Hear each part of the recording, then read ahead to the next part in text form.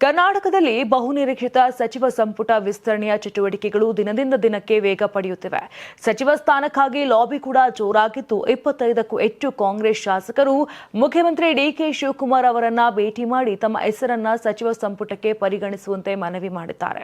ಮುಖ್ಯಮಂತ್ರಿ ಅವರ ಚಿತ್ರದುರ್ಗ ಪ್ರವಾಸಕ್ಕೂ ಮುನ್ನ ನಡೆದ ಈ ಭೇಟಿಯಲ್ಲಿ ಮೊದಲ ಬಾರಿಗೆ ವಿಧಾನಸಭೆಗೆ ಆಯ್ಕೆಯಾಗಿರುವ ಶಾಸಕರಿಗೂ ಹಾಗೂ ಯುವ ನಾಯಕರಿಗೂ ಸಚಿವ ಸಂಪುಟದಲ್ಲಿ ಅವಕಾಶ ನೀಡಬೇಕು ಎಂಬ ಬೇಡಿಕೆಯನ್ನ ಹಲವು ಶಾಸಕರು ಮುಂದಿಟ್ಟಿದ್ದಾರಂತೆ. ಬಾಬಾ ಸಾಹೇಬ್ ಪಾಟೀಲ್, ಬಸನಗೌಡ ತುರ್ಬಿಹಾಳ, ಶ್ರೀನಿವಾಸ್ ಕಂಪ್ಲಿ, ಗಣೇಶ್, ವಿಶ್ವಾಸ್ ವೈದ್ಯ, ಹರೀಶ್ ರವಿಶಂಕರ್ ಮತ್ತು ಪ್ರಕಾಶ್ ಕೋಳಿವಾಡ ಸೇರಿದಂತೆ ಹಲವು ಶಾಸಕರು ಮುಖ್ಯಮಂತ್ರಿಯವರೊಂದಿಗೆ ಪ್ರತ್ಯೇಕವಾಗಿ ಮಾತುಕತೆ ನಡೆಸಿದ್ದಾರೆ.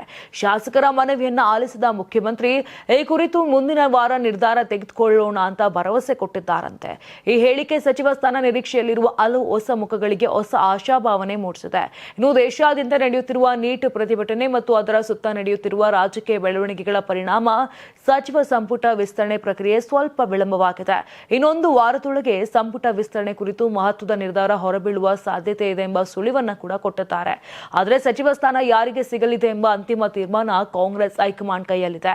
ಪಕ್ಷದ ಸಂಘಟನಾತ್ಮಕ ಸಮತೋಲನ, ಪ್ರಾದೇಶಿಕ ಪ್ರಾತಿನಿಧ್ಯ, ಸಾಮಾಜಿಕ ಸಮೀಕರಣ ಹಾಗೂ ಕಾರ್ಯಕ್ಷಮತೆಯನ್ನ ಪರಿಗಣಿಸಿ ಅಂತಿಮ ಪಟ್ಟಿಗೆ ರೂಪ ನೀಡುವ ಸಾಧ್ಯತೆ ಕೂಡ ಇದೆ.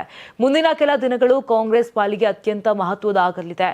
ಇನ್ನು ಸಚಿವ ಸಂಪುಟದಲ್ಲಿ ಹೊಸ ಮುಖಗಳಿಗೆ ಅವಕಾಶ ಸಿಗುತ್ತದೆಯೇ ಅಥವಾ ಅನುಭವಿಗಳಿಗೆ ಮತ್ತೊಮ್ಮೆ ಆದ್ಯತೆ ಸಿಗುತ್ತದೆ ಎಂಬ ಪ್ರಶ್ನೆ ಈಗ ಕಾಂಗ್ರೆಸ್ ವಲಯದಲ್ಲಿ ತೀವ್ರ ಚರ್ಚೆಗೆ ಕಾರಣವಾಗಿದೆ.